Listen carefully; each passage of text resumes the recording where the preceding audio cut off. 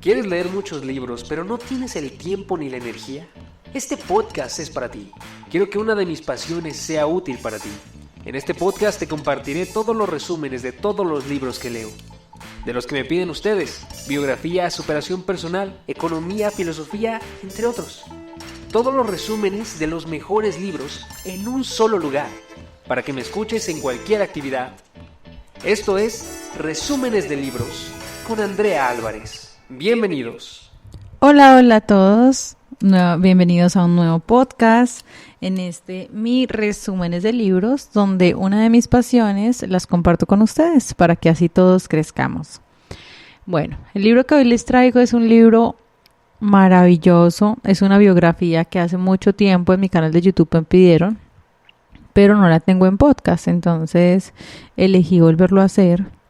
Es uno de esos libros que tú debes leer 2 o 3 veces y no te cansas y te sigue inspirando. Ese es el libro del que vamos a hablar hoy. Es de una mujer que ha trascendido, revolucionado. Muchos entrevistadores, incluyendo Oprah Winfrey, dice que es nuestra eterna primera dama. Es una mujer líder, carismática, madre, súper sencilla. Les estoy hablando de Michelle Obama, así es.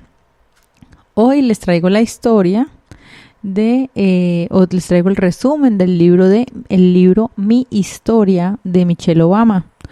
Pronto ya me llegó hoy me llegó el libro de Brilla con Luz Propia, el segundo libro de ella, entonces pronto vamos a tener el resumen de ese segundo libro de Michelle Obama. Sin embargo, para tener ese segundo, pues me parece interesante empezar con este primero.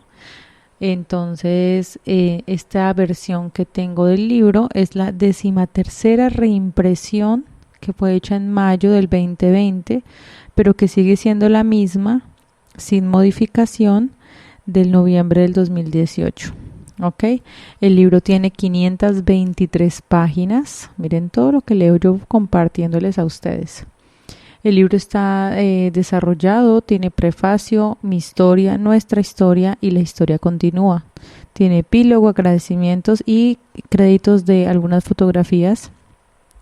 De verdad que es un libro súper chévere, súper interesante. Es un libro, como dije al principio, que te inspira. Lo puedes leer y leer y leer y te das cuenta que de la nada tú puedes ser alguien extraordinario, alguien muy grande. Ella acá en el libro va a contar muchísimas historias que tuvo que renunciar a su vida de abogada exitosa cuando conoció a Barack. Entonces les voy a ir contando el nacimiento de sus hijas, cómo fue ganar la campaña presidencial, qué pasaba con los haters, cómo se convirtió ella de una mujer normal a una mujer extraordinaria, cómo hace con las críticas. Bueno, es un libro apasionante. Así que sin más preámbulos, empezamos. Ella le da agradecimientos a los amores de mi vida, dice acá: Malia y Sacha, mis garbancitos queridos y mi razón de ser. Y a Barack, que siempre me prometió un viaje interesante. En el prefacio, ella menciona, tiene una fecha de marzo del 2017, y ella dice que cuando era una niña, mis aspiraciones eran simples. Quería un perro, quería una casa con escalera de 2 plantas para una familia. Por alguna razón quería una furgoneta de 4 puertas en lugar de un Buick de 2, que era el tesoro de mi padre. Menciona que hasta el momento ella ha sido abogada, que ha trabajado como subdirectora de un hospital y como directora de una organización sin ánimo de lucro, que ayuda a gente joven a labrarse una carrera profesional seria. Menciona que ella ha sido estudiante negra de clase trabajadora en una elegante universidad cuyo alumnado es mayoritariamente blanco, que fue un reto para ella. Ha sido la única mujer, la única afroamericana, me acaban de pasar escalofríos, en lugares de todo tipo. Menciona acá: he sido novia, madre primeriza estresada, hija desgarrada por la tristeza, y hace poco fui la primera dama de los Estados Unidos. Casi nada. Dice ella que es un trabajo que, si bien oficialmente no lo es, le ha brindado en cualquier caso una plataforma que nunca ella se habría imaginado. Ella dice que fue un completo desafío y una lección de humildad que la elevó y la empequeñeció al mismo tiempo. Dice, todo esto me sucedió al mismo tiempo, todo. Menciona que el padre de ella se llama Fraser, que le enseñó a trabajar muy duro, a reírse a menudo y a cumplir con la palabra. La madre de ella, Marian, le enseñó a pensar por sí misma, a utilizar su voz, y juntos, en un atesorado apartamento en Southside, en Chicago, le ayudaron a reconocer el valor de nuestra historia, de mi historia, en la historia más general de nuestro país, incluso cuando esa historia menciona a ella que no es hermosa, pero es perfecta, incluso cuando es más real de lo que a ella le gustaría. Y nos dice, realmente tu historia es lo que tienes y lo que siempre tendrás. Y es algo que debes hacer tuyo. Como que no renunciamos a nuestra propia historia, nos dice acá Michelle. Más adelante, en la primera parte del libro, donde ya cuenta su infancia, nos empieza a decir lo siguiente. Mi familia vivía en South Shore, en un barrio de Chicago, en una pulcra casa de ladrillo propiedad de Ruby y su marido Terry. Mis padres alquilaron un apartamento en la segunda planta y mis tíos abuelos vivían en la primera. Ruby era tía de mi madre y durante años había sido generosa con ella, pero a mí me parecía terrorífica. Sin embargo, en la planta de abajo había como una banda de música y pues eso se había convertido prácticamente como en lo que ella solamente tenía que escuchar. Ella mencionaba que antes era solo una niña que jugaba con Barbies y sus bloques de construcción y que tenía 2 progenitores, un hermano mayor que cada noche dormía con la cabeza a unos 90 centímetros de la mía, que la familia de ella era su mundo prácticamente, era el centro de todo.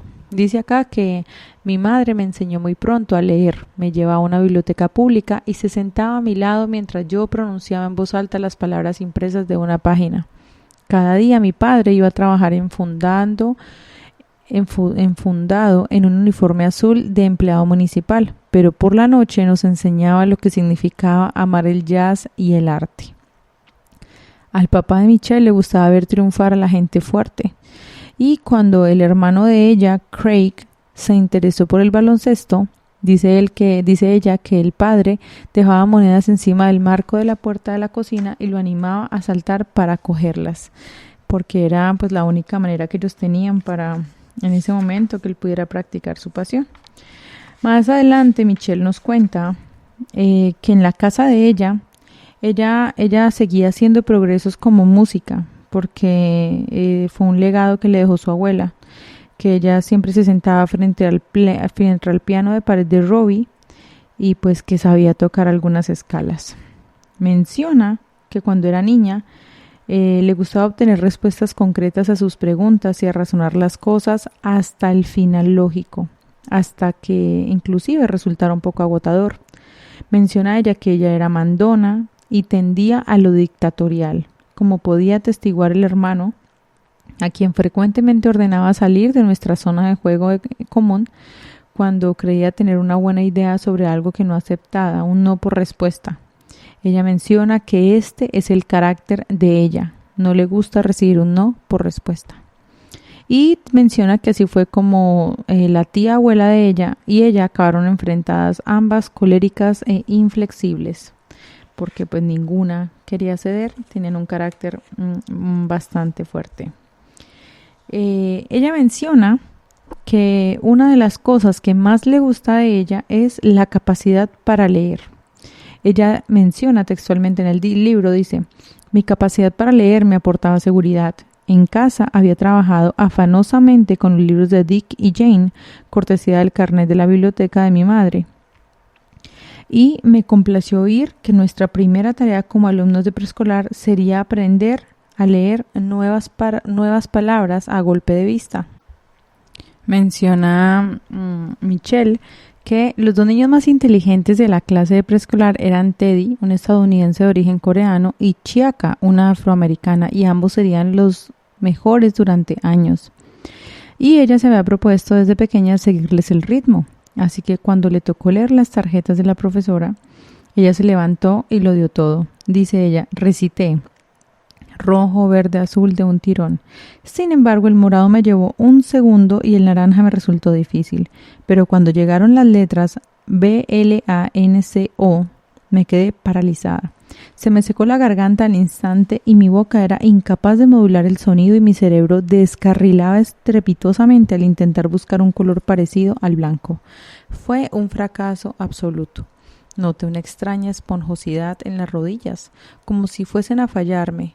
Pero antes de que eso ocurriera, la señora Burroughs me pidió que volviera a sentarme, y fue justamente cuando recordé la palabra en su plena y sencilla perfección: blanco. Blanco. La palabra era blanco. Ella simplemente lo único que quería era mejorar, o tal vez no quería que la consideraran incapaz de mejorar, y de ahí fue donde ella siguió creciendo y ha llevado esta mentalidad por el resto de su vida. El problema acá es que quieras mejorar. El problema acá es que te consideren incapaz de mejorar, y todos los seres humanos somos siempre capaces de mejorar. Sin embargo, la señora Burroughs, le cuenta aquí Michelle, que la impresionó, ella dice que a la señora, a la maestra, le impresionó aquella niña negra que reunió valor para mostrar iniciativa. No sabía si Teddy y Chiaka se habían percatado siquiera. Dice Michelle que ella no tardó en reclamar el trofeo, y aquella tarde se marchó a casa con la cabeza alta y una estrella de papel dorada prendida en la camisa, que este hecho le marcó absolutamente la vida. Ella menciona acá que casi nunca se juntaba con los vecinos que jugaban en la calle después del colegio, y que tampoco invitaba a casa a ningún compañero, en parte porque era una cría quisquillosa y no quería que nadie tocara las muñecas, pero también en parte porque ella sabía dentro de su interior pues que no creía, no sentía que le iban a aportar bastantes cosas importantes en su vida. Acá menciona, dice: yo tenía 10 años cuando por fin me relajé lo suficiente para salir a la calle, una decisión motivada en gran parte por el aburrimiento. En verano no había clase y Craig y yo, o sea el hermano y ella, cada día en autobús, en un campamento gestionado por el ayuntamiento, en un parque situado a las orillas del lago Michigan, pero volvíamos a casa a las 4 y todavía quedaban muchas horas de sol por llenar. Así que ella dice acá que las muñecas le interesaban menos, y que esto fue lo que la motivó a ella a dejar de ser de alguna manera tan estar metida en la casa. Ella menciona y cuenta, dice: mi padre miraba a los ricos con cierta desconfianza, no le gustaba la gente engreída y tenía sentimientos encontrados sobre la propiedad de viviendas en general. Y hubo una época en la que mis padres barajaron la posibilidad de comprar una casa situada no muy lejos de la de Ruby, y un día la visitaron con un agente inmobiliario, pero al final descartaron la idea. En aquel momento, ella, Michelle, dice: yo estaba totalmente a favor. Creía que el hecho de que mi familia pudiera vivir en un lugar con más de una planta tenía algún significado, pero mi padre era prudente por naturaleza, consciente de las contrapartidas, y entendía la necesidad de guardar algunos ahorros para épocas de escasez. Él decía: si inviertes todo en una casa, terminarás siendo pobre. Y menciona a Michelle que él les decía también, porque mucha gente se desprendía de sus ahorros y pedía demasiados préstamos, así que al final tenía una bonita vivienda pero ninguna libertad, y pues que para él eso no era la vida. Esta fue otra de las situaciones que la marcaron a ella. Ella menciona acá que sus padres, que una de las cosas que ella más agradece de sus padres es que ellos hablaban muchísimo con ella. Dice que nunca zanjaban una conversación por comodidad. Podíamos hablar durante horas, y a menudo porque Craig y yo aprovechábamos la mínima oportunidad para interrogarlo sobre cosas que no entendíamos. Ella dice acá que cuando eran pequeños preguntaban por qué iba la gente al aseo o por qué era necesario tener un trabajo, y luego los acribillábamos con más dudas. Menciona ella que dice en el libro: coseché una de mis primeras victorias socráticas gracias a una pregunta motivada por el interés propio. ¿Por qué tenemos que desayunar huevos? Ella condenó un debate sobre la necesidad de proteínas, que a su vez me hizo preguntar por la mantequilla de cacahuates. No contaba como tal. cosa que, después de más debate, hizo que mi madre revisara su postura sobre los huevos, que nunca me habían gustado. Durante 9 años, consciente de que me lo había ganado, me preparaba cada mañana un grueso bocadillo de mantequilla de cacahuate y una confitura. No consumió ni un solo huevo. Menciona acá que con el paso del tiempo, ellos hablaban más sobre drogas, sexo, decisiones vitales, sobre raza, desigualdad política. Dice, mis padres no esperaban que fuéramos santos. Recuerdo que mi padre insistía en que el sexo era y debía ser divertido. Tampoco edulcoraban las verdades más duras de la vida. Por ejemplo, en verano, Craig compró una bicicleta nueva y fue al lago Michigan, situado más al este, y enfiló el camino asfaltado de Rainbow Beach, donde podía sentir la brisa del agua. Al poco lo detuvo la policía, que lo acusaba de haberlo robado, negándose a aceptar que un joven negro pudiera conseguir una bicicleta nueva de manera honesta. El agente, que también era afroamericano, acabó recibiendo un brutal reprimimiento de mi madre, que lo obligó a disculparse ante Craig. Dice acá que lo que sucedió, nos dijeron nuestros padres, era injusto, pero tristemente habitual. El color de nuestra piel nos hacía vulnerables, era algo que siempre tendríamos que gestionar. Y supongo que la costumbre de mi padre de llevarnos a Phil Hill era un ejercicio en materia de aspiraciones, una oportunidad para enseñarnos de que servía una buena educación.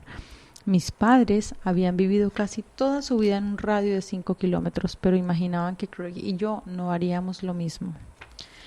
Así que esta es una grandiosa lección que los papás de Michelle hoy nos pueden dar a los padres de familia. Dice acá, la lección era que en la vida controlas lo que puedes. Comenta que su padre en todo momento le estaba dando consejos, pero basados en situaciones que ella tenía que vivir diariamente, que no le daba consejos por decírselos, sino que los hacía vivir ciertas experiencias para que ellos reflexionaran y recapacitaran. Dice acá que ella poco a poco fue volviéndose más extrovertida y sociable, y estaba más dispuesta a abrirse al caos del mundo exterior. Dice, mi resistencia innata al desorden y a la espontaneidad se atenuó un poco gracias a las horas en que estuvo acompañando a su padre al Distrito Federal. Cuenta acá que siempre fue una familia muy numerosa, que su madre tenía 6 hermanos y que el padre era el mayor de 5. Era bien grandecita la familia de Michelle. Ok, acá nos cuenta una historia de un día de verano, cuando ella tenía unos 10 años. Menciona que se sentó en una escalinata a charlar con un grupo de niños de la edad de ella, y todos llevábamos coletas y pantalón corto y nos dedicábamos a matar el tiempo. ¿De qué hablábamos? Podría ser de cualquier cosa, de la escuela, de nuestros hermanos mayores, de un hormiguero que había en el suelo, etc. Pero en un momento dado, una de las niñas, prima segunda, tercera o cuarta mía, no me acuerdo bien, dice acá Michelle, dijo un poco acaloradamente, ¿por qué hablas como una niña blanca? La pregunta era insidiosa y pretendía ser un insulto o cuando menos un desafío, pero también era seria, entrañaba la semilla de que algo nos confundía a ambas, y al parecer estábamos emparentadas pero pertenecíamos a mundos diferentes. No es cierto, respondí, un poco escandalizada por lo que hubiera insinuado siquiera y abochornada de cómo me miraban las otras niñas. Con todo sabía a qué se refería. No podía negarse, aunque yo lo hubiera hecho. Craig y yo no hablábamos como algunos de nuestros familiares. Nuestros padres habían insistido mucho en la importancia de una dicción correcta, en que dijéramos going en lugar de going, en isn't en lugar de ain't. Nos enseñaron a terminar las palabras. Nos compraron un diccionario y la Enciclopedia Británica, que con sus títulos grabados en oro ocupaba una estantería en la escalera del apartamento. Siempre que teníamos una duda acerca de una palabra, un concepto o un episodio histórico, nos indicaban que consultáramos aquellos libros. Dandy también fue una influencia, ya que nos corregía meticulosamente la gramática y nos exhortaba a pronunciar bien cuando íbamos a cenar a su casa. La idea detrás de todo era que se trascendiera, que fueran lejos, más de lo que sus propios padres y su familia habían llegado. Simplemente dice Michelle que ella sabía que los padres lo tenían planeado y que lo fomentaban en todo momento. Siempre grabarle ese mensaje de esperanza, ese mensaje de que había algo mejor de lo que ellos estaban viviendo en ese momento. Aquí cuenta Michelle, dice: mi madre tenía una mentalidad que ahora me parece brillante y casi imposible de imitar, una especie de neutralidad zen imperturbable. Mi madre simplemente era equilibrada. Ella no juzgaba ni se entrometía de buenas a primeras, sino que analizaba nuestro estado de ánimo y era un testigo benevolente de las penurias o los triunfos que el día pudiera depararnos. Cuando las cosas iban mal, se nos mostraba demasiado compasiva. Cuando habíamos hecho algo bien, nos elogiaba lo justo para que supiéramos que estaba contenta, pero evitando que se convirtiera en nuestra motivación para hacer las cosas. Cuando ella daba consejos, acostumbraban a ser duros y pragmáticos. Decía: no tiene por qué caerte bien la profesora. Le dijo un día que Michelle llegó a casa quejándose. Sin embargo, esa mujer tiene en su cabeza las matemáticas que tú necesitas y quisieras tener en la tuya. Así que céntrate en eso e ignora todo lo demás. ¿No? ¿Qué tal este consejo? Más adelante, Michelle nos narra, ya cerrando el primer capítulo, la parte número 4 de mi historia, dice: ahora comprendo que incluso un matrimonio feliz puede ser muy agotador, que es un contrato que debe renovarse una y otra vez, discreta y calladamente, o incluso que muchas veces lo tienes que renovar a solas. Más adelante, Michelle acá nos empieza a contar cómo fue todo el tema del estudio de ella. Nos dice que en sus primeros meses en Whitney Young me dejaron entrever algo que antes me había resultado invisible, que era el sistema del privilegio y los contactos, que parecía una red de escalerillas y cuerdas de escalada que colgaban por encima de las cabezas, listas para conocer a algunos de nosotros, pero no a todos, con el firmamento. Ella menciona que en la universidad, dice textualmente el libro, mi primer boletín de notas finales en el instituto resultó ser bastante bueno, al igual que el siguiente. Y a lo largo de estos 2 primeros años empezó a forjar la misma clase de confianza que tenía en Bryn Mawr. Con cada modesto logro, con cada zancadilla que conseguía esquivar en el instituto, mis dudas poco a poco iban despejándose. Me gustaba la mayoría de mis profesores. No me daba miedo levantar la mano en clase. En el Whitney Young era seguro ser inteligente. Me daba por sentado que todo el mundo trabajaba para ir a la universidad, lo que significaba que nadie ocultaba su inteligencia por temor a que alguien lo acusara de hablar como una niña blanca. Dice ella que tenía compañeros que siempre iban un paso o 2 por delante de ella, y que los logros de ellos parecían no costarles ningún esfuerzo, pero intentaba que empezaba ella no era de las que sacaba la máxima nota en todo, pero siempre se esforzaba, en los que quedó muy cerca a estos compañeros, que se convirtieron como en un reto, y que ella recordaba la historia que ya les conté, queridos amigos, la historia del deletreo. Menciona acá Michelle más adelante del libro que ella luchaba contra la sensación de fracaso que invadía tantas comunidades afroamericanas e instaba a sus habitantes a olvidar la autocompasión y a tomar las riendas de su destino. Nadie, en absoluto nadie, es demasiado pobre para apagar la tele 2 horas cada noche. Y que esto era prácticamente lo había aprendido de Pache de Santita, que era una amiga de Michelle, que era afroamericana y pues que no tenía todas las oportunidades ni la visión que de alguna u otra manera tenía Michelle, que esto la motivó a ser mejor y a trabajar por el título. Más adelante, sobre la página 90, ella nos cuenta la historia para llegar a Princeton. Ella dice acá textualmente: no estoy segura, dijo mientras me dedicaba una sonrisa superficial y condescendiente, dice acá el libro textual, de que les dé la talla para Princeton. Su juicio tan rápido como despectivo se basaba probablemente en un cálculo a ojo que tenía que ver con mis notas y resultados en los test. Se trataba de una versión, imagino, de lo que esa mujer hacía durante el día y con experta eficiencia. informar a los estudiantes de último curso de dónde encajaban y dónde no.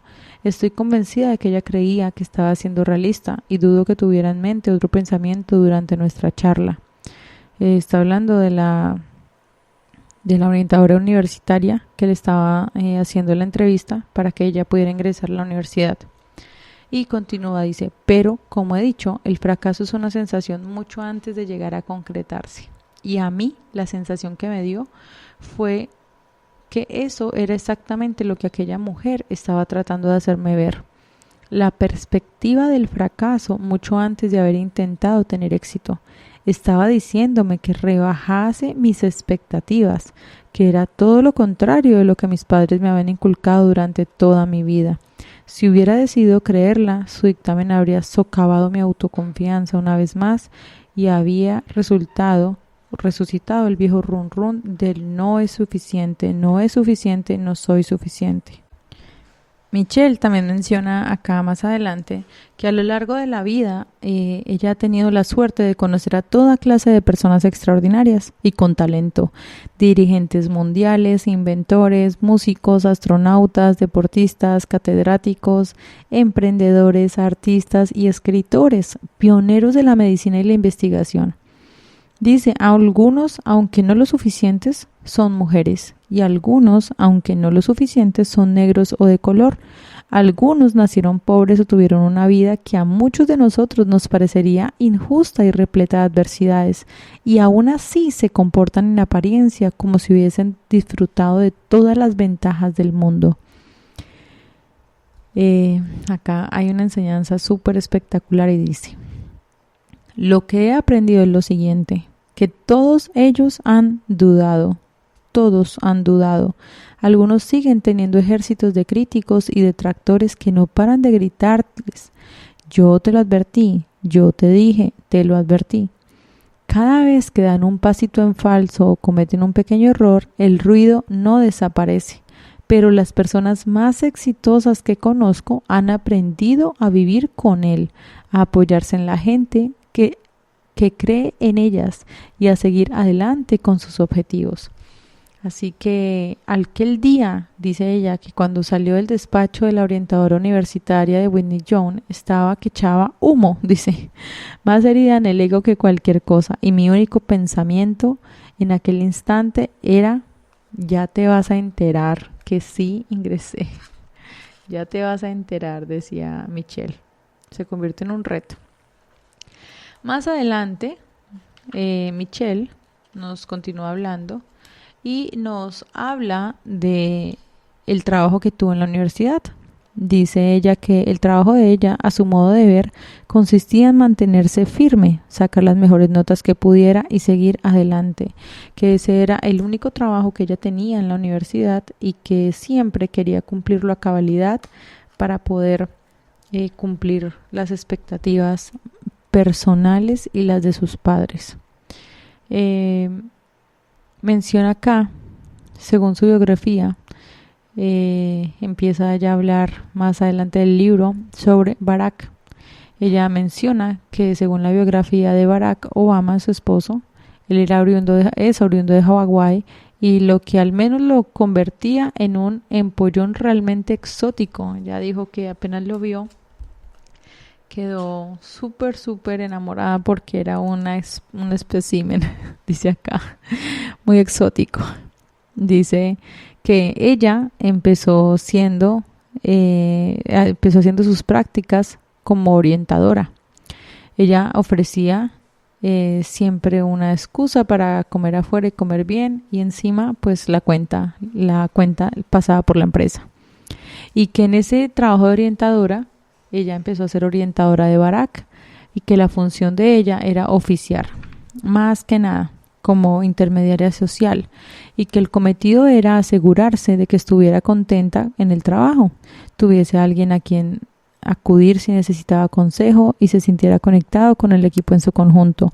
Era el principio de un proceso de cortejo más largo, cuyo fin era, como sucedía con todos los asociados de verano, que el bufete pidiera contratarlo para un puesto a jornada completa en cuanto tuviese el título de derecho. Aquí Más adelante ella dice que ella se dio cuenta enseguida de que Barak no iba a necesitar muchos consejos. Era 3 años mayor que ella y que estaba a punto de cumplir 28. Menciona acá Michelle: a diferencia de mí, había trabajado varios años después de graduarse en la Universidad de Columbia y antes de entrar a la Facultad de Derecho. Lo que más me llamó la atención fue lo seguro que parecía de la dirección que llevaba en la vida. Se le veía extrañamente libre de dudas, aunque a primera vista costara entender por qué.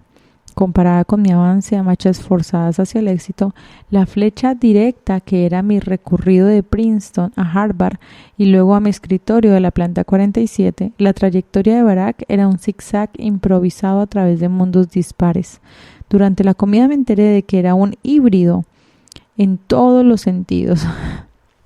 Dice que es hijo de un padre keniano negro y una madre blanca de Kansas, cuyo matrimonio había sido tan juvenil como breve. Había nacido y crecido en Honolulu, pero había pasado 4 años de su infancia haciendo volar cometas y cazando grillos en Indonesia. Después del instituto había pasado 2 años relativamente relajados como estudiante del Occidental College de Los Ángeles, antes de ser trasladado de expediente a la Universidad de Columbia, donde, según sus palabras, no se había comportado en absoluto como el típico universitario en el Manhattan de los años 80, sino que más bien había vivido como un ermitaño del siglo XVI. Pues leía obras magnas de la literatura y la filosofía en un piso miserable de la calle 109, a la que escribía mala poesía y ayunaba los domingos. Barak, dice ella, que era serio sin tomarse en serio. Era ligero de trato, pero poderoso de pensamiento. Se trataba de una combinación extraña que no dejaba indiferente a nadie. Dice Michelle que a ella la sorprendió y asimismo lo mucho que sabía acerca de Chicago. Menciona Michelle que a pesar de la resistencia a la expectación que lo había precedido, ella se descubrió admirando tanto la confianza como la convicción de Barak. Dice ella acá en sus palabras: Barak era refrescante, poco convencional y extrañamente elegante. Ni una sola vez, sin embargo, lo vi con alguien con quien pudiera querer salir. Para empezar, era su mentor en el buffet. Además, hacía poco me había jurado no salir con nadie durante un tiempo, porque el trabajo me consumía demasiado para dedicar ningún esfuerzo a una relación. Por último, vi con horror que al final de la comida Barak se encendía un cigarrillo, lo que por sí solo había bastado para pagar cualquier interés de haber existido alguno. Sería, pensé para mis adentros, un buen asociado en prácticas de verano, pero que definitivamente ahí lo había descartado como su pareja. Dice más adelante Michelle que Barak se movía con un aire despreocupado, tranquilo y distante, y que solo parecía aumentar su atractivo. Dentro del buffet su reputación seguía en alza. Ya estaban pidiéndole que asistiera a reuniones de socios al máximo nivel, ya lo presionaban para que diera su opinión sobre los temas que se debatían. En algún momento de principios de verano redactó un memorándum de 30 páginas sobre gestión empresarial de una minuciosidad y elocuencia tan evidentes que se convirtió en una leyenda al instante. Pero ¿quién era aquel tipo?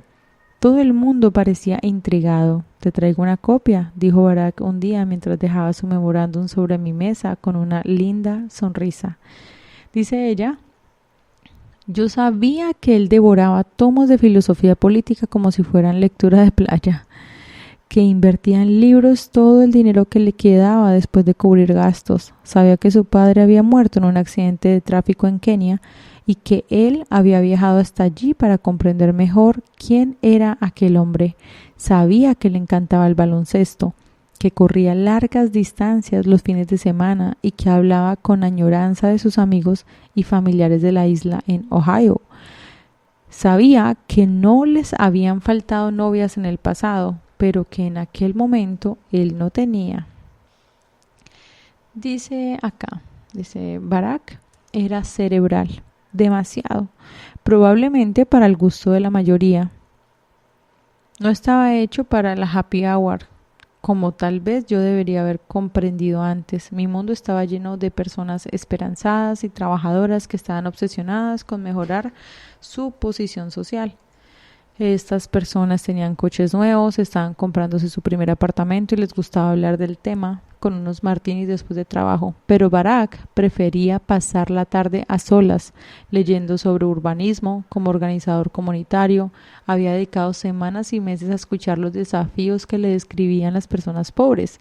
Yo empezaba a ver que su insistencia, la esperanza y el potencial para la movilidad social procedían de un lugar muy distinto y de difícil acceso.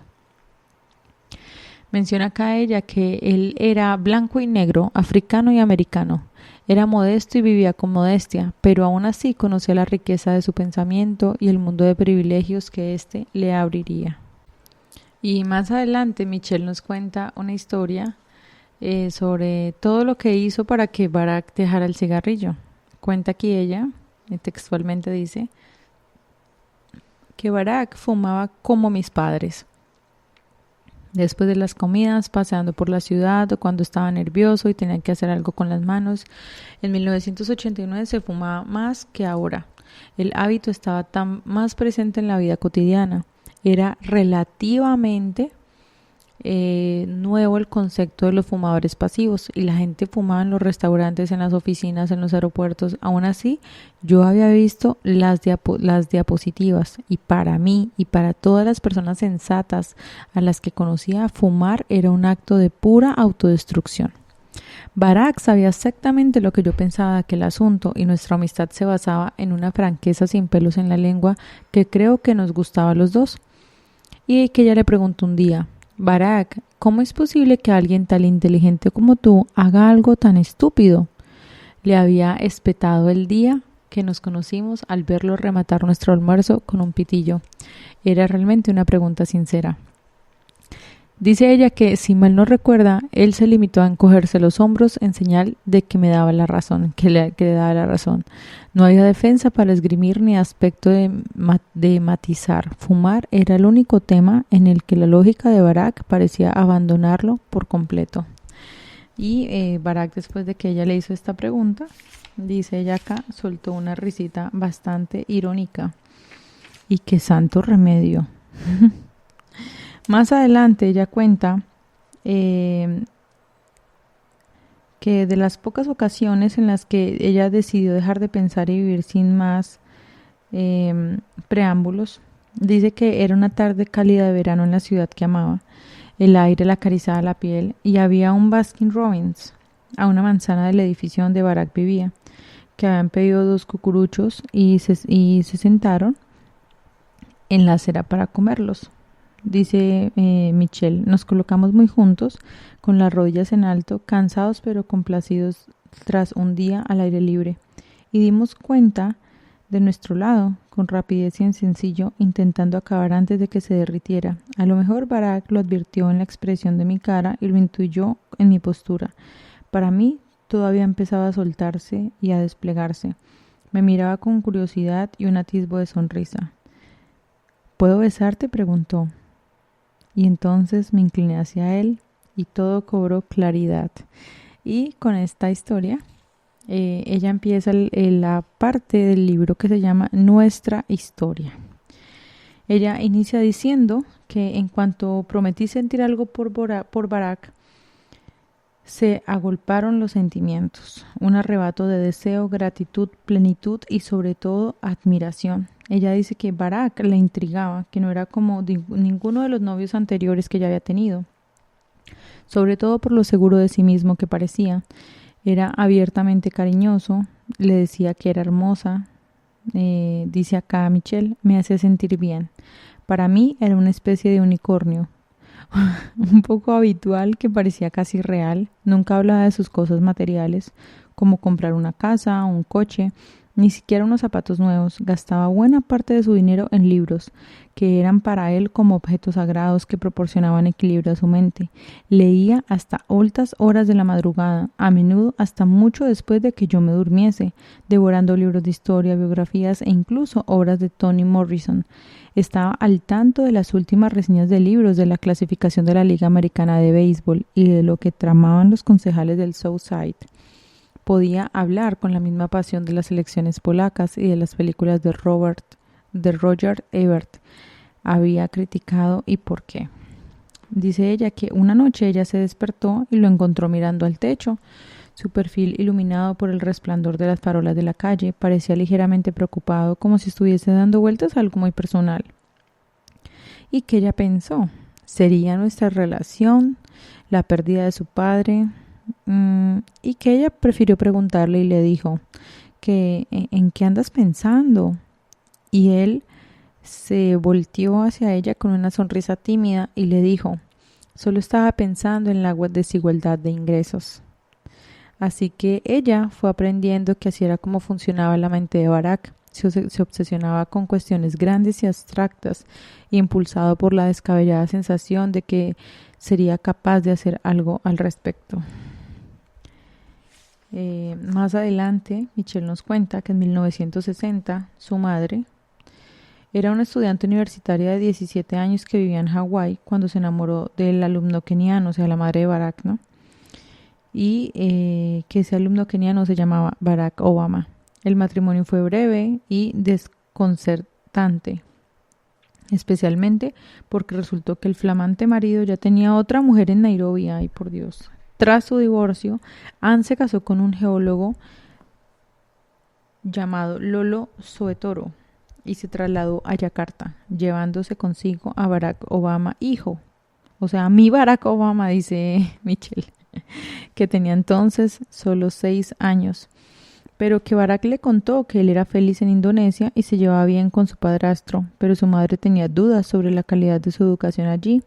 Así que en 1971 envió a su hijo de vuelta a Oahu para que asistiese a un colegio privado y viviese con sus abuelos. Anne era un espíritu libre que pasaría años yendo y viniendo entre Hawái e Indonesia.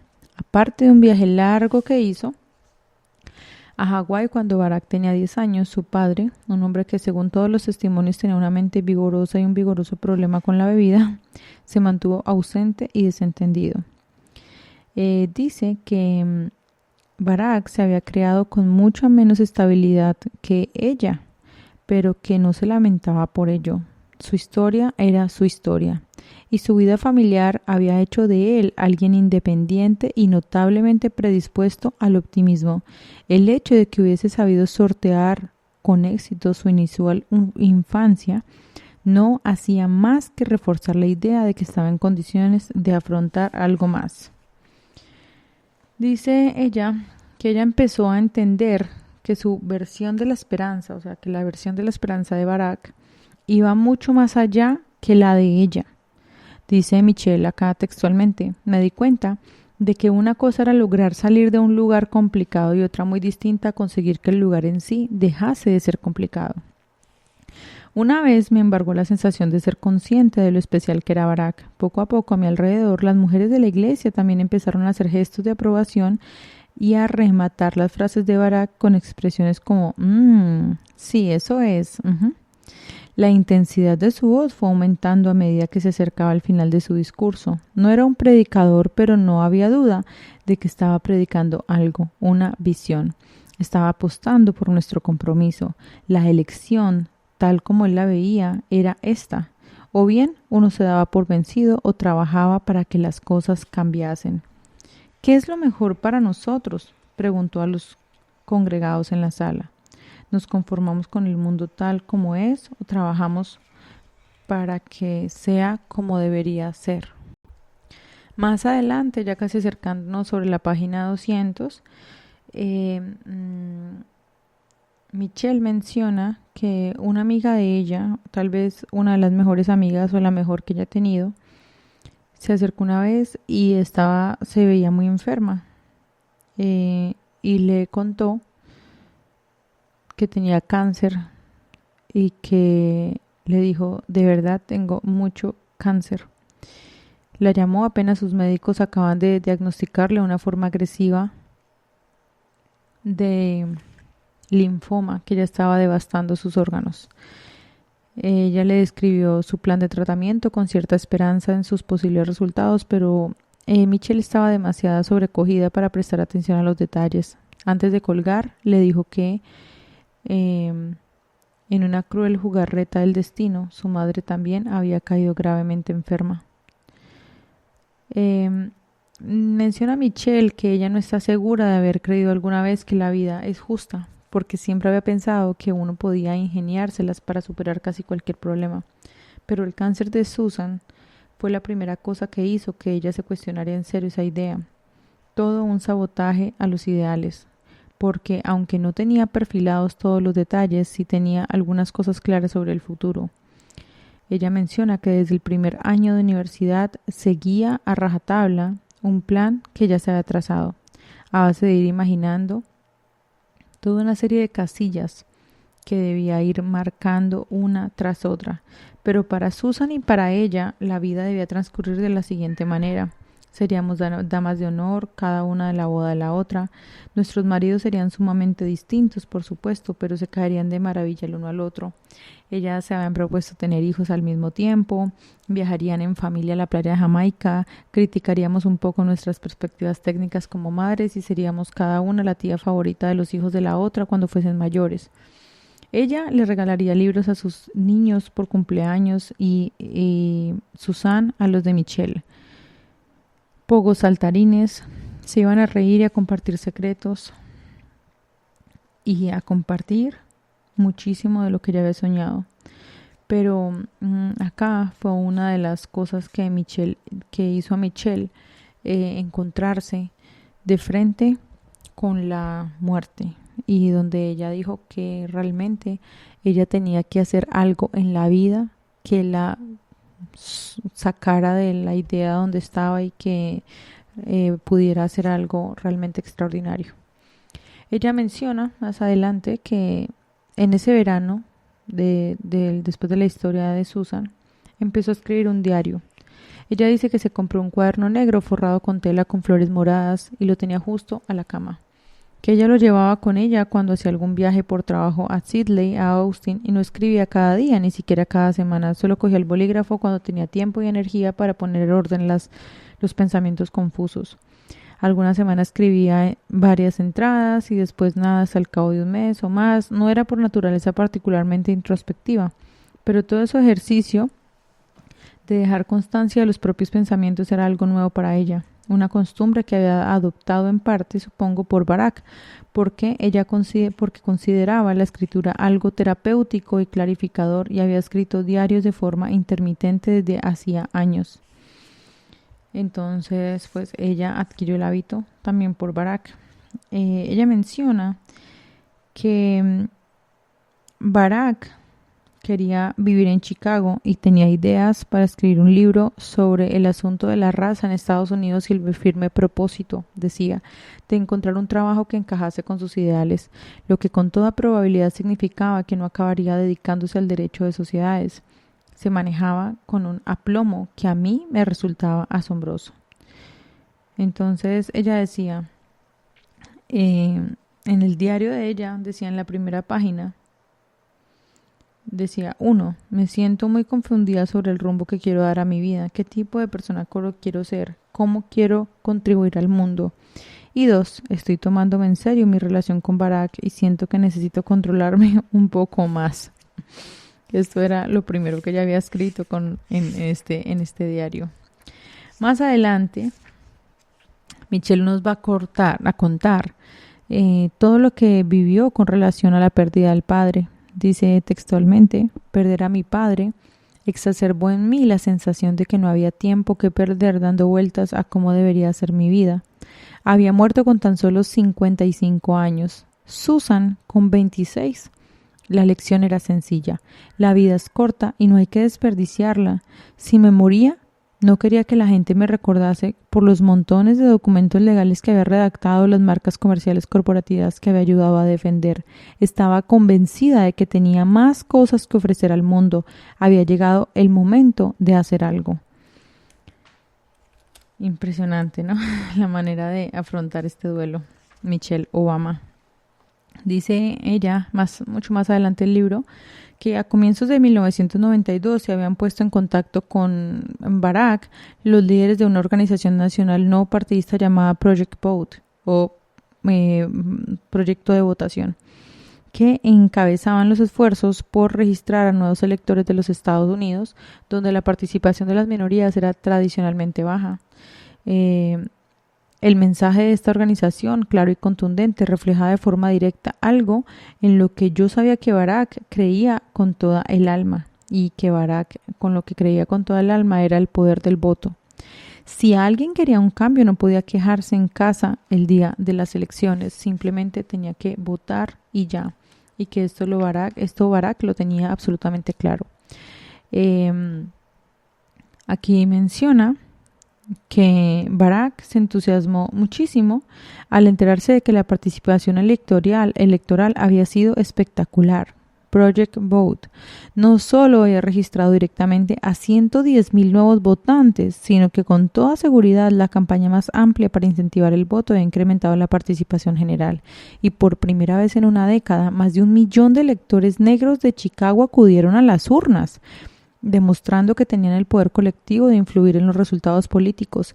Eso envió un mensaje muy claro a los legisladores y futuros políticos y reavivó una sensación que parecía haberse perdido al morir Harold Washington, la de que el voto afroamericano importaba.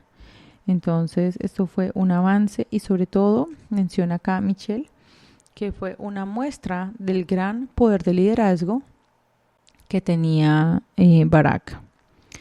Menciona que más adelante a ella le dieron un nuevo trabajo que la ponía realmente nerviosa. Menciona ella que la habían contratado como directora ejecutiva de la delegación en Chicago de una organización llamada Public Allies de creación reciente. Y se trataba de un tipo de empresa emergente que a su vez formaba parte de una empresa emergente también, en un campo en el que ella no tenía mucha experiencia profesional que digamos, pero esa empresa Public Alliance había sido fundada hace solo un año en Washington por iniciativa de Vanessa Krish y Katrina Brown, que acaban de salir de la universidad y estaban interesadas en ayudar a la gente a encontrar trabajo en el sector de los servicios públicos y las organizaciones sin ánimo de lucro. Barack, que las había conocido en una conferencia, se había convertido en miembro de la junta directiva y había acabado por sugerirles que pusieran en contacto conmigo en referencia al empleo.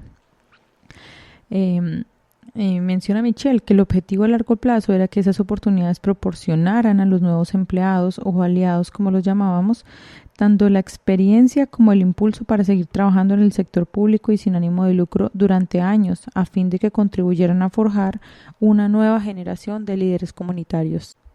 Sin embargo, cuenta Michelle, que mientras ella se centraba en esta nueva empresa, en este nuevo cargo como directora ejecutiva, Barack se había adaptado a una rutina bastante anodina y previsible, al menos para lo que era habitual en él.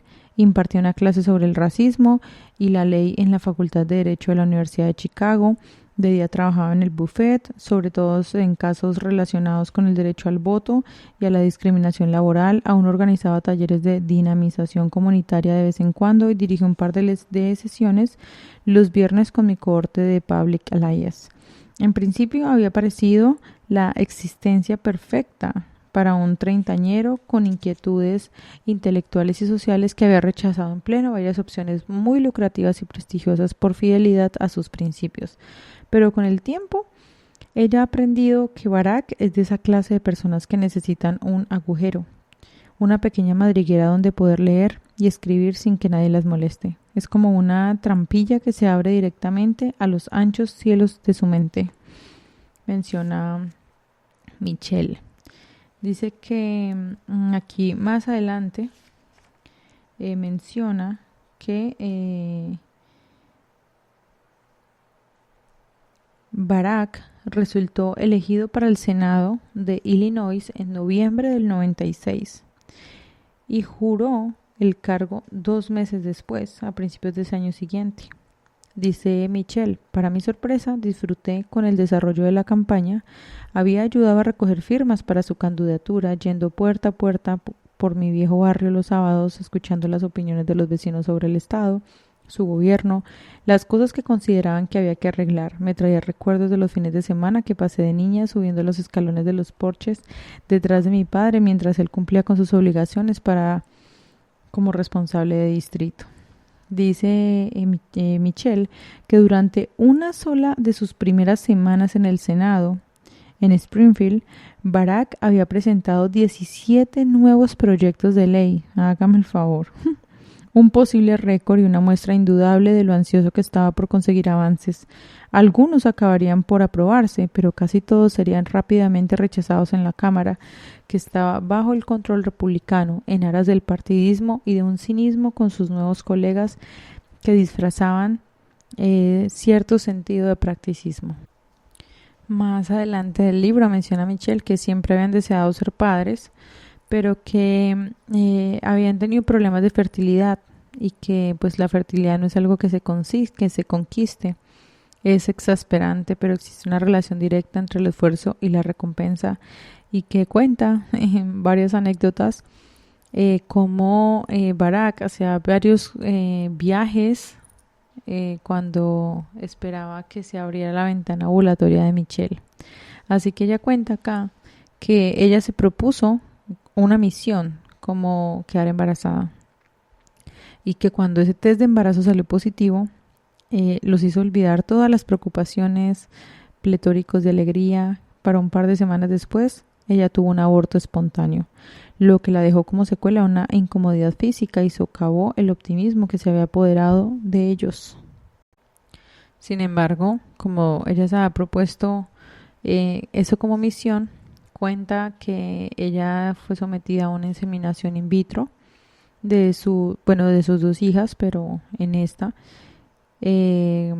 nacía Malia Ann Obama el 4 de julio del 98, muy temprano. Dice ella que ni porque lo hubiesen calculado tan perfecto nació su primera hija, Malia Ann Obama.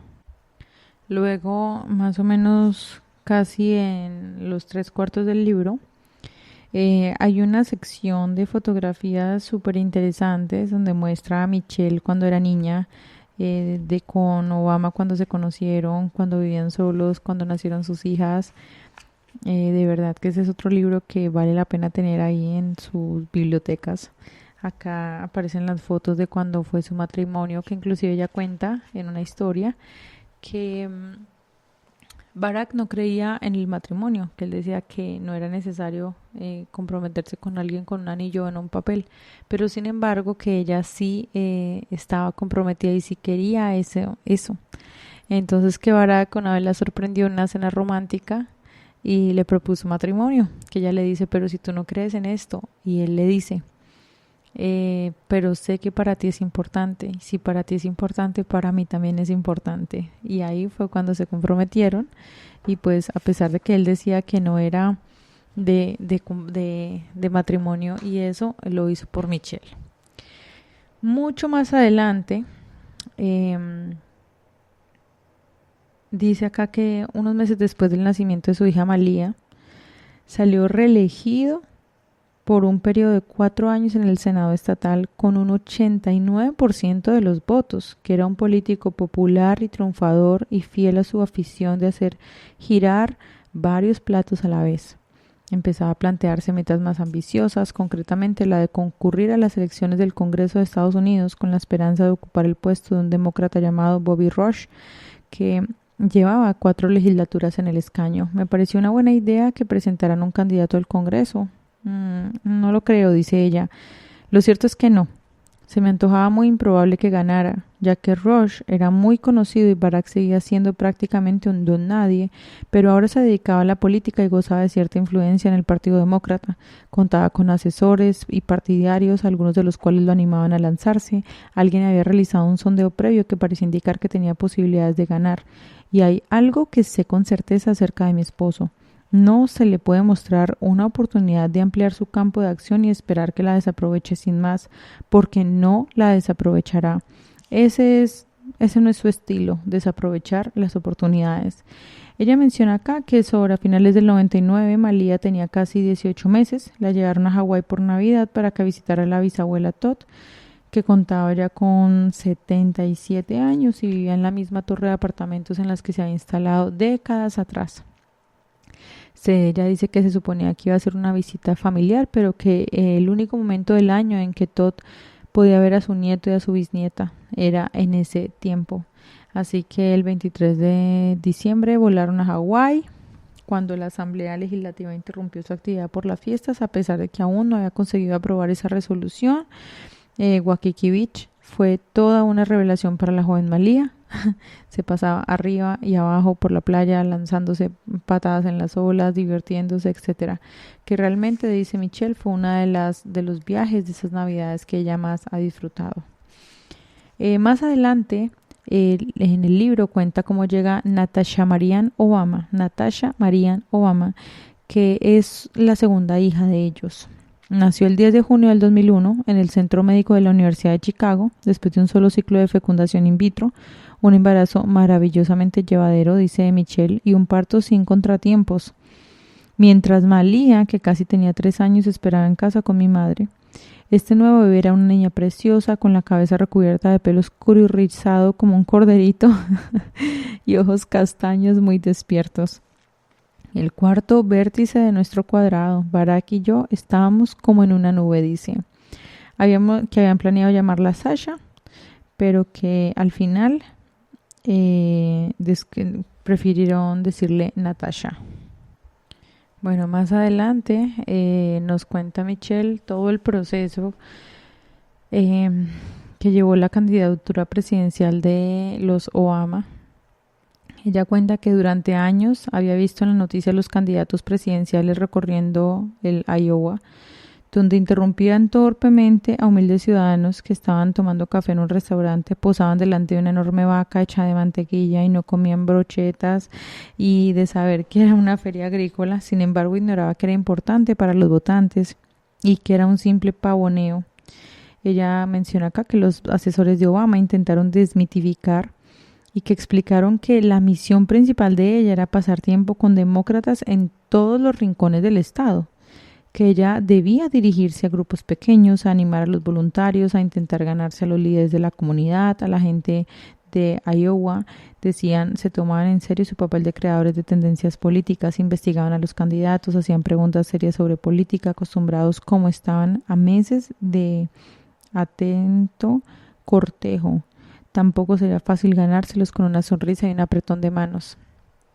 Dice ella que le habían contado que algunos esperaban durante meses para mantener una conversación cara a cara con todos los candidatos antes de comprometerse con uno, pero que lo único que no especificaron fue cuál debía ser mi mensaje allí, que ella no le habían dado guión, ni temas de debate, ni consejos, así que ella imaginó que tendría que arreglárselas sola. Menciona que su primer acto de campaña tuvo lugar a principios de abril en un modesto hogar de Des Moines. En el salón se dieron cita varias docenas de personas, algunas acomodadas en sofás, sillas plegables que habían llevado expresamente y otras sentadas en el suelo con las piernas cruzadas. Y mientras escrutaba la habitación y se preparaba para hablar, lo que vio probablemente no debería haberla sorprendido, pero lo hizo. Dice que encima de las mesitas auxiliares había los mismos tapetes blancos de la abuela Childs que tenía en casa, que ella vio algunas de las figuritas de porcelana que se parecían a las que adornaban las estanterías del piso de Ruby, y que un hombre sentado en la primera fila se sonrió con afecto. Estaba ahí, pero que ella se sentía como en casa a pesar de que estaba en este gran escenario, que no se dio cuenta de sus habitantes eran como Childs o como Robinson, que no soportaban a las personas estúpidas, no confían a la gente, que tenían aires. Así que ella empezó empezó su discurso diciéndose a ella misma que ella les iba a hablar de ella, que se llama Michelle Obama y se crió en Southside, en Chicago, en un pequeño apartamento situado en la segunda planta de una casa muy parecida a esta, y que el padre era empleado municipal que supervisaba las calderas en una planta de filtración de agua y la madre se quedaba en casa cuidándolos a su hermano y a ella. Que habló de todo, del hermano, de los valores que le inculcaron, del célebre abogado al que conoció en el trabajo, del hombre que le había robado el corazón por su carácter terrenal y su visión del mundo. El hombre que aquella mañana había dejado los calcetines tirados por casa y que a veces roncaba cuando dormía. Les conté que conservaría el puesto de ella en el trabajo en el hospital y que había días en que la madre iría a recoger a las niñas del colegio. Ella menciona, dice textual: no edulcoré mis sentimientos hacia la política. Ese mundo no era un lugar adecuado para los bondadosos. Dije y expliqué que el hecho de que Barack hubiera presentado su candidatura me generaba ciertos conflictos, ya que me preocupaba cómo pudiera afectar la celebridad de nuestra familia, pero estaba allí porque creía en mi marido y que la podía conseguir. Sabía lo mucho que leía y la profundidad con la que meditaba las cosas. Les dije que era el presidente listo y decente que yo elegiría para este país, porque por egoísmo había preferido tenerlo más en casa todos estos años. Así que mucha gente se rió. Dice ella que ha sido uno de los mejores discursos y que ella sabe que ese discurso le funcionó porque básicamente era como esa sinceridad que ella demostraba y ese amor y ese apasionamiento que también sentía por las demás personas y especialmente por Barack. Bueno, y aquí en adelante pues Michelle empieza a contar todo lo que tuvo que trabajar y luchar en esta campaña presidencial cuando ya eligieron a Barack como presidente, a ella como primera dama. Ella dice que la perspectiva de ser primera dama era una gran responsabilidad y que la emocionaba, pero que ni un segundo pensó que fuera a asumir un papel fácil y glamuroso. Dice acá: nadie que lleve pegadas las palabras primera y negra lo pensaría nunca. Me hallaba a los pies de la montaña y sabía que necesitaba escalarla para ganarme la opinión pública. Dice acá que en el caso de ella, aquello suponía volver a plantearse la pregunta y la respuesta de que se perseguía desde el instinto, y que ella recordó cuando había llegado a Whitney Young, que les conté la historia con la orientadora, y dice ella que de repente se vio atenazada por la duda, entonces que ahí aprendió que a la confianza a veces hay que llamarla desde adentro, y que a estas alturas se ha repetido las mismas palabras muchas veces a lo largo de numerosas escaladas, que ella misma se pregunta: ¿soy lo bastante buena? Y que ella misma se responde: sí lo soy. Y pues básicamente de esta manera es que ella va pues sorteando y escalando y posicionándose cada vez más alto, cada vez más alto, cada vez más alto. Más adelante en el libro, más o menos sobre la página 423, ella cuenta pues todas las historias todos los recorridos que hacía como primera dama de los Estados Unidos, cuando visitaba los albergues, cuando visitaba gente pobre, niños, colegios, fundaciones, pero que en especial le llamó mucho la atención una llegada al hospital. Ella dice que por lo general a ella la recibían la enfermera que estaba a cargo y que le daban un uniforme médico para que se lo pusiera y que le ordenaran que se desinfectara las manos cada vez que entrase a una habitación, y que antes de abrir una nueva puerta la ponían al tanto de quién era la persona a la que visitaba y cuál era su situación a grandes rasgos. Además, a cada paciente se le preguntaba previamente si le gustaría que lo visitase o no, si le gustaría conocer a la primera dama de los Estados Unidos. Ella dice que unos pocos declinaron la oferta, pero que ella nunca se lo tomó personal, simplemente pues no se sentía bien o de pronto por motivos políticos, pero que ella no se lo tomó personal, que ella en cualquier caso lo entendía y que lo último que deseaba hacer era una molestia para alguien y más que estaba enfermo, pero que sin embargo en algún momento se encontró un pedazo de cartulina roja pegada en una puerta con un mensaje escrito con rotulador negro que le decía todo. El aviso decía lo siguiente: aviso para todos los que entren aquí. Si entras en esta habitación con lástima o para sentir lástima por mis heridas, vete a otra parte. Las heridas que sufrí las recibí haciendo un trabajo que adoro para personas a las que quiero, defendiendo la libertad de un país por el que siento un amor profundo. Soy extremadamente duro y me recuperaré por completo. Que este mensaje a ella le hizo clic en la mente. Dijo ella, esto es realmente la resiliencia.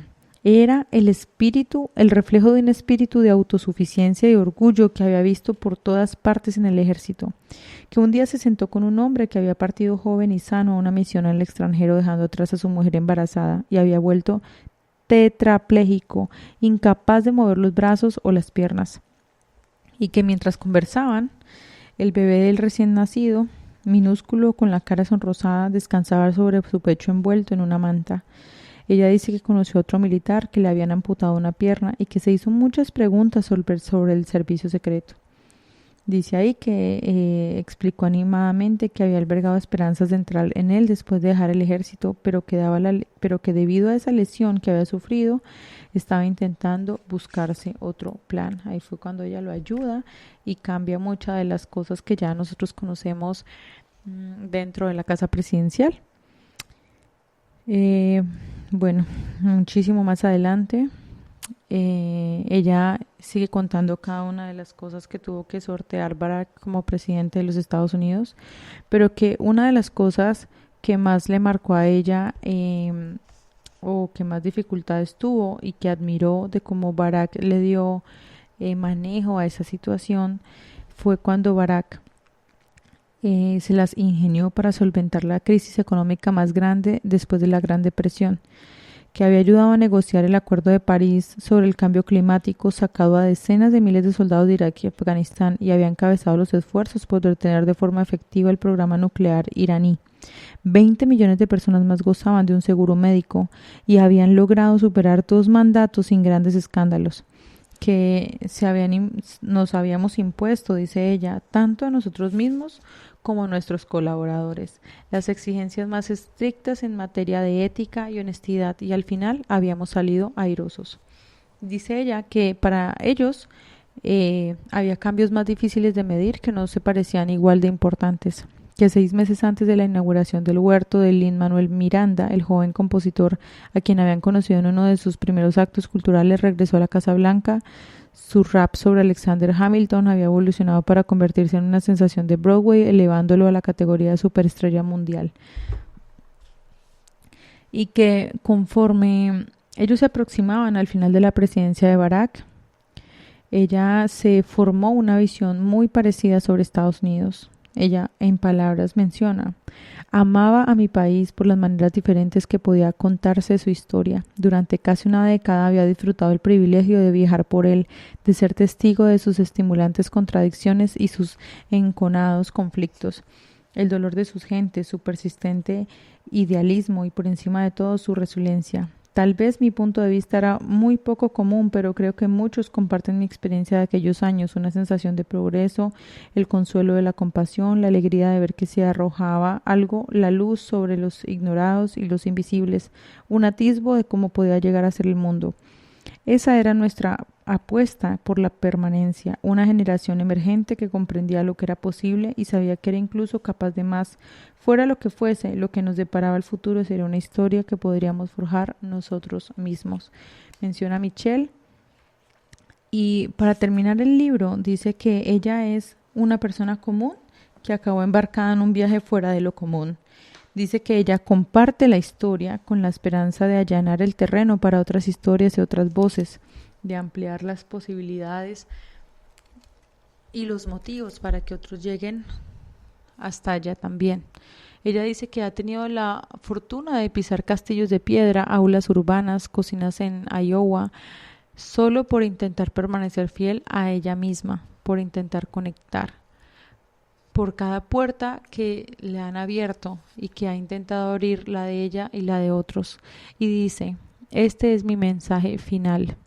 Invitémonos unos a otros a entrar.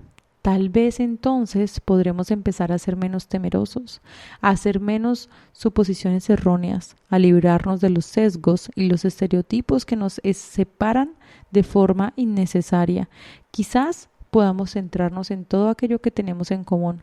No se trata de ser perfectos, no se trata del lugar al que lleguemos al final del recorrido. Hay cosas que nos hacen temerosos, darnos a conocer, hacernos oír, ser dueños de nuestro relato personal y único, expresarnos con nuestra auténtica voz, y hay algo que nos confiere dignidad, y es estar dispuestos a conocer y a escuchar a los demás. Para mí, es así como forjamos nuestra historia. Y así terminamos, queridos oyentes, mis queridos seguidores, 518 páginas de resumen de este grandioso libro, Mi historia, de Michelle Obama. Muchísimas gracias si te quedaste hasta el final. Muchas gracias por apoyar una de mis pasiones. Estaré altamente agradecida si le das un corazón, si compartes, si sigues. Muchísimas gracias por hacer que pueda seguir disfrutando de mi pasión, apoyando a otras personas, haciendo estas lecturas de resúmenes de libros con Andrea Álvarez. Espero que les haya gustado muchísimo este libro. Ya saben, me pueden encontrar, me pueden pedir libros para hacer resúmenes en mis redes sociales, resúmenes de libros by Andrea Álvarez o @yo Andrea Álvarez. Estoy en todas las plataformas, así que sigan, compartan, y en esos tiempos libres o en esos tiempos ocupados, en los tiempos en los que estén en el gimnasio, en los tiempos en que necesiten inspiración, en los tiempos en que tengan un inconveniente, en los tiempos en los que estén en el trabajo, manejando, caminando, escuchen un libro en lugar de escuchar música, o escuchen algo que los enriquezca y que los empodere. Así que muchísimas gracias nuevamente por escucharme hasta el final, y les deseo siempre lo mejor y que hagan siempre brillar su historia. ¿Quieres leer muchos libros, pero no tienes el tiempo ni la energía? Este podcast es para ti. Quiero que una de mis pasiones sea útil para ti. En este podcast te compartiré todos los resúmenes de todos los libros que leo, de los que me piden ustedes: biografía, superación personal, economía, filosofía, entre otros. Todos los resúmenes de los mejores libros en un solo lugar, para que me escuches en cualquier actividad. Esto es Resúmenes de Libros con Andrea Álvarez.